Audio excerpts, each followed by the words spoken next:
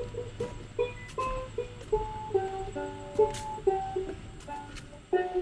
right, I'm going down to the village.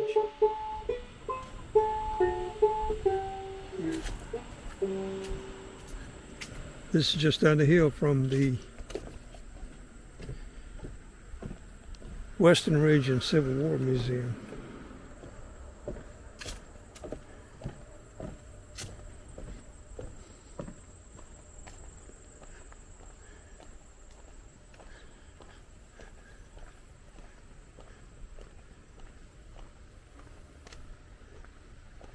And let's see what we have here.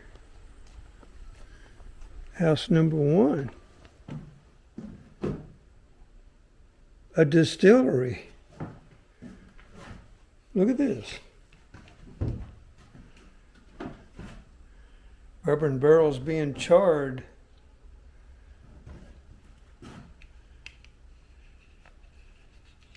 Today, to be called Kentucky bourbon, the whiskey must be made from fermented mash with a minimum of 51% and a maximum of 79% corn. Distilled at less than 80% alcohol volume, stored in a new charred white oak barrel. The original color and flavor of whiskey cannot be filtered or altered in any way.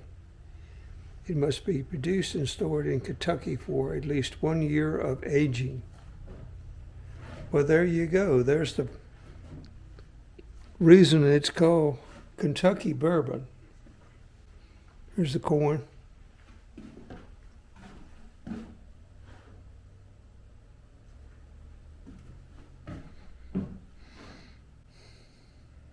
Aging whiskey, making whiskey mash. Here's the barrel.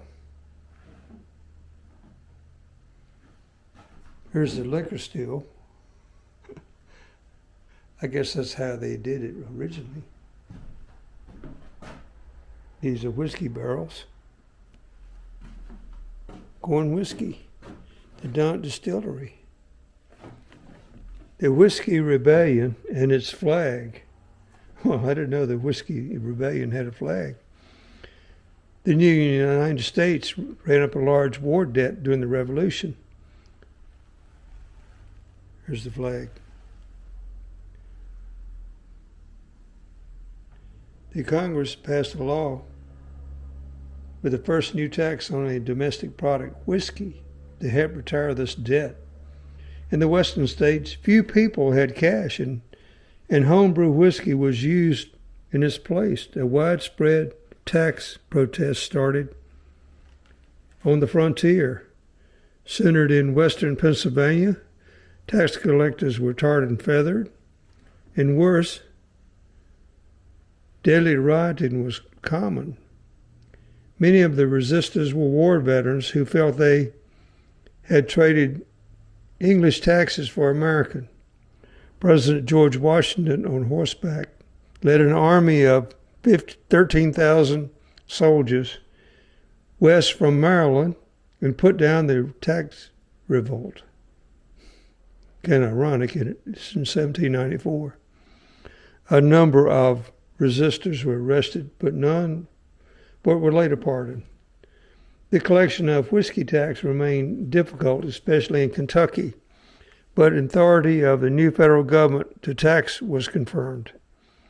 In 6 years after the rebellion, over 175 Kentucky distillers were convicted of violating the new tax. And there's the flag right there on the wall.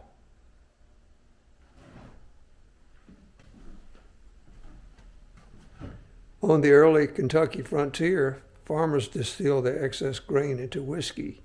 This whiskey often served as a medium of exchange for cash was short in the region. In the list of personal assets published at the deaths of Kentucky farmers, one would often find their barrels of whiskey and their homemade stills had been their most valuable liquid assets. Kentucky moonshine. American tax on distilled spirits was established in 1791. This whiskey rebellion brought hundreds of families down the Ohio by flatboat, stills in hand, to settle in a new fertile bottomlands of Kentucky. Here they found that corn produced even better yields of whiskey than rye, and there was cold limestone spring water for the production of bourbon. Thus, the legal and illegal branches of the distilling industry grew side by side in Kentucky.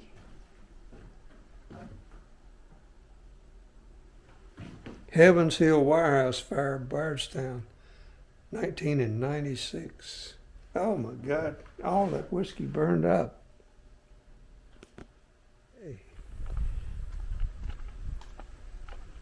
Bardstown, that's where I'm at. It bills itself as the bourbon capital of the world. All right, here we go, the Blacksmith Shop. Kind of a humble place there. This is one of those simple, not too fancy, Wright's Forge. These are actually original buildings that were moved here from other parts in Kentucky. Look at these big old logs where they hewed these things. Woodworkings, circa 1802. Let's see how they did it in 1802. There's a grinder, sharpening grinder. Look at this big beam with hooks on it there. All right, this is a turning. Look how they got this wheel. Now, how did they turn the wheel? Oh, you did it with your feet. You pedaled that thing, I guess.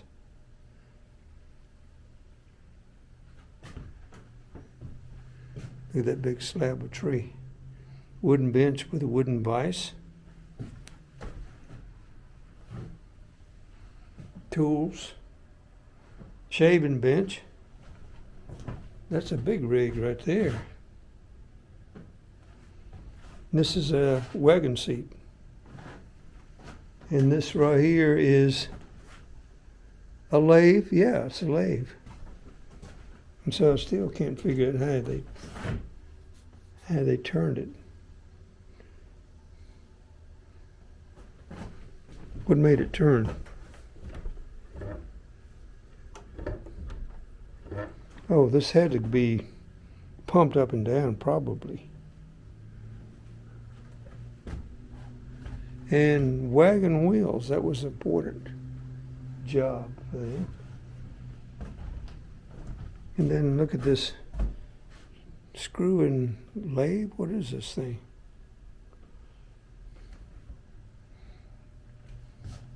It's a foot-driven lathe. Okay. Woodworking shop. What's next? We shall find out. Look at this big village.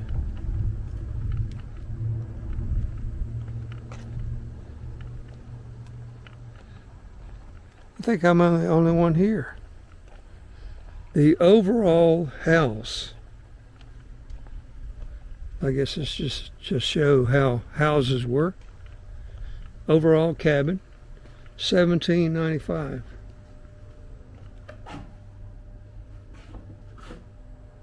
There's a hog trough. Overall house by the Overall brothers. Okay. The two brothers were Revolutionary War soldiers under the command of George Rogers Clark.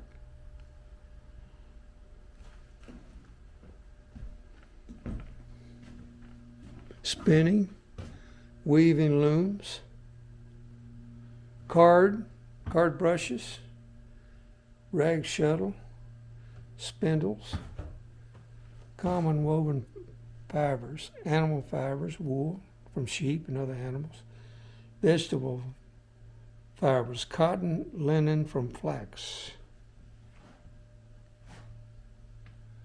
And look, there's your stairway to the loft where the kids would sleep. There's your rifle on the peg. Usually it would be above the door. Spinning wheel. Your loom, weaving loom. Big old fireplace. And these are homemade furniture. Is this the kitchen table here? All right. And look, Bardstown has a flag. It says 1780. And it has a fleur-de-lis symbol on it. So it was settled by French or what? 1780. 1836. Gulad Massacre. During the War of Texas Independence, a group of volunteers from several states joined Colonel James Fannin in New Orleans to go off to Texans' aids. Almost 400 of them rode or marched into southern Texas. There, close to the mission at Goliad, they met part of Mexican General Santa Anna's army under General Urrea. They were surrounded, badly outnumbered, and without artillery. Assured that they would get favorable terms, Colonel Fannin surrendered. However, the next day, orders came from General Santa Anna to kill them all. They were marched out into a field, lined up, and shot in cold blood. Among the group was a company of about 40 men from Bardstown, Kentucky, the Kentucky Mustangs. A few escaped. One of those killed was Captain Burr Duval, the son of William Pope Duval, the first territorial governor of Florida. His brother escaped. The massacre inflamed the small army of Texans who defeated Santa Anna at San Jacinto with the battle cry, "Remember the Alamo and Goliad." I had forgot about that part of history.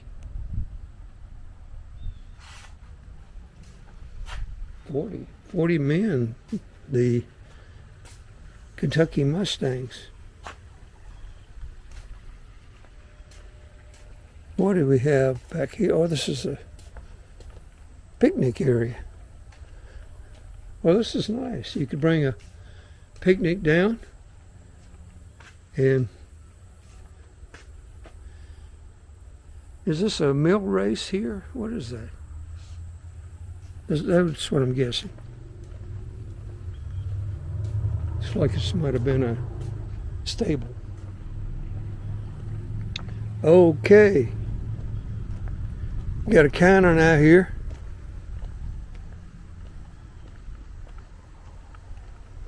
Let's cross the creek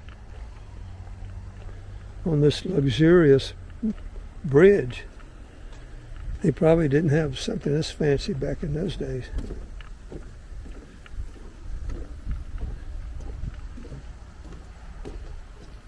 Yeah, that's a mill race.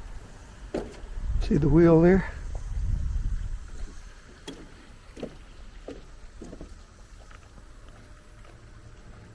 Now notice how they built this house with a porch in the middle, open area. That's so that in case one part caught fire, the other one would be okay. I don't know. Or maybe it was just for cooling. Let's see what it says. If it says anything.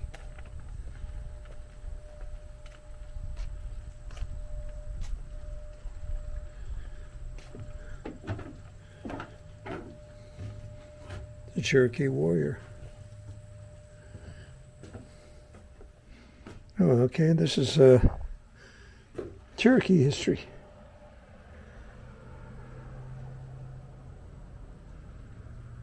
Sequoia Cherokee tribe, 1776, 1843. Look at these clam shells, arrowheads, spearheads, sinew The tough white tissue from the tendons, ligaments, and backstrap of a deer, elk, and buffalo were used as strings. Maize is corn, tobacco. Deer was a staple for the Indians, provided their clothing, food.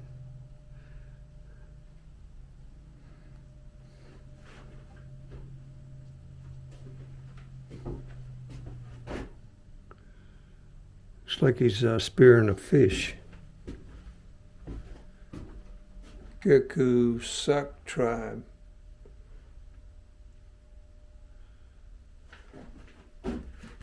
Here we are, the native tribes, the Cherokee and Shawnee were in Kentucky. Look at these tomahawks and axes. They had to use, that was something very, very valuable to them. This is for tools. This is like for planting crops, I guess. And let's see, American Native Indian Village, circa 1500 AD. All right, let's see what the other side has.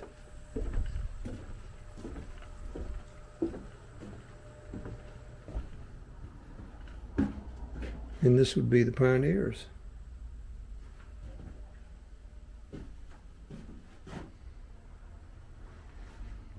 Buffalo. I think they need to come in here and do a little clipping of this.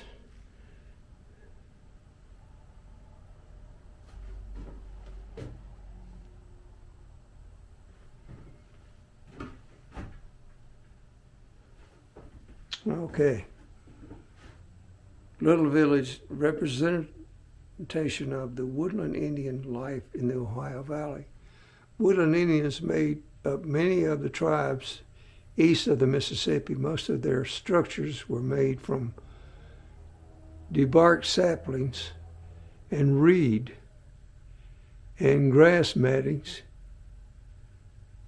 They had more or less permanent villages. Their diet was mostly grain and berries, along with whatever game they could kill. Their property was matrilineal, passed down from the mother's side. Squaw dress. Look at this.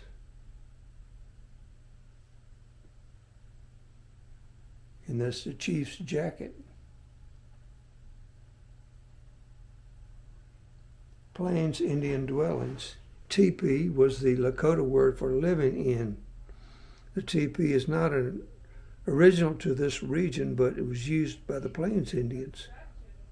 The design of teepee was extremely practical and provided a warm place to live in winter, as well as a cool place in the summer. Okay, Captain Bean's Tavern. Let's go in and wet my whistle. Look at this. Cane Tuck.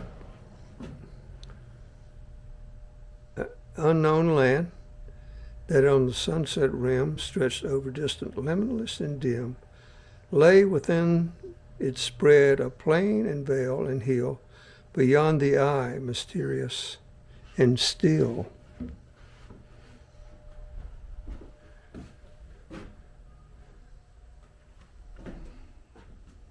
Now look at this bench. This is referred to as a church pew. I suppose they didn't have those in taverns. Captain Bean's Taverns. A local tavern was operated in the 1790s by Captain Bean, a Revolutionary War veteran. In addition to offering liquid refreshments, it also offered lodging, was located about 3 blocks from its present location. Some believe that some of the logs in the tavern were the same used by David Bard when he built the original cabin here in 1776. So it's named after David Bard, Bardstown, of course. Look at this round table. I don't know. This looks more like a original. Sit there, they could eat. Moved here. Okay. A broad axe. Look at that. That certainly is broad. And a foot axe used to square logs for the building of cabins. The builder's foot held the adze in place as he hit the square end with a hammer.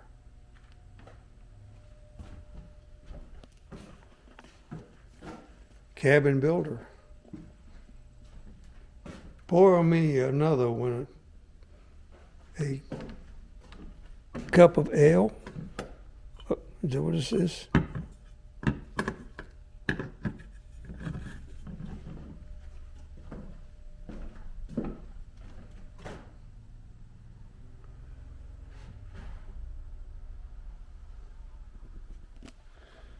So where did they sleep? Did they sleep on the floor?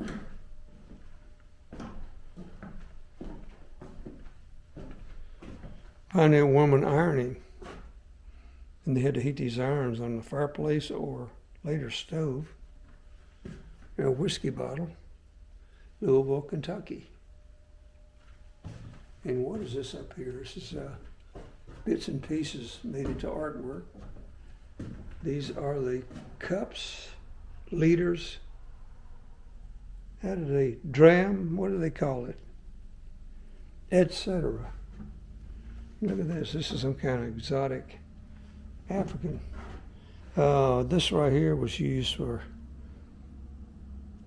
carrying things, but tobacco warehouses had a bigger version of that. There's a wooden rake.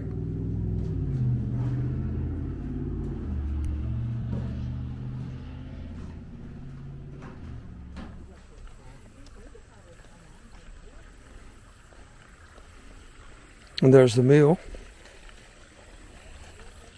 Okay, what is this? Candle maker and broom maker.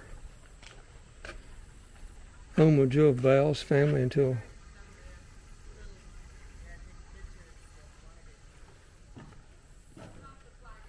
broom maker, candle maker, an important job. You couldn't buy them in the store. Apple press. And this is part of the broom making machinery in this building. 3 pieces of shaker style broom making equipment was used. For the brooms is broom corn. Is not corn, but actually sorghum or sugar cane family. Pioneer women that didn't have equipment. They were not interested in making a lot of brooms. They were interested in cleaning their homes. They made homegrown hand-tied brooms. The handle was usually oak, pine, or sourwood. The straw was grown in the fields near their home.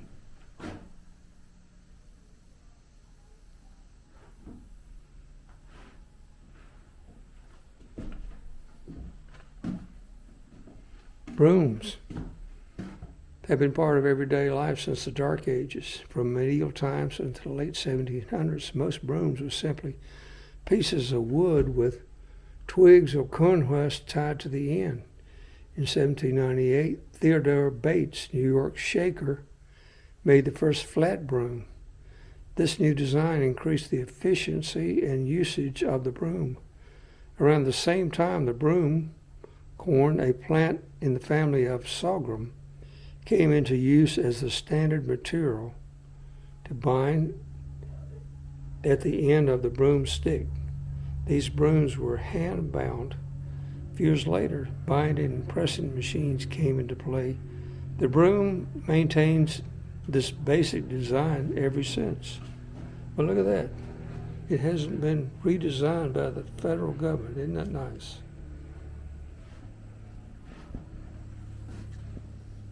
So these are the industrial broom making equipment here. Okay, last but not least, let's go to school.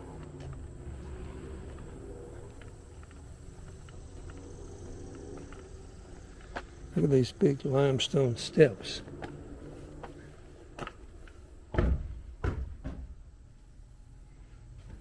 Maybe this was church instead, school. Or maybe it was both.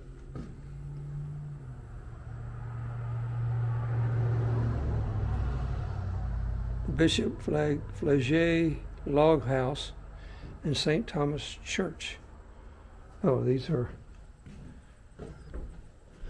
pictures of local Catholic churches in Bardstown. Lost churches. Small cemeteries dot the countryside around Bardstown. An early country church.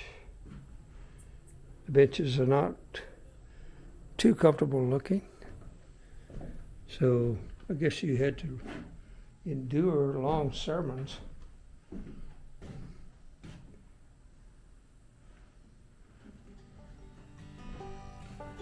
Okay, this is the village.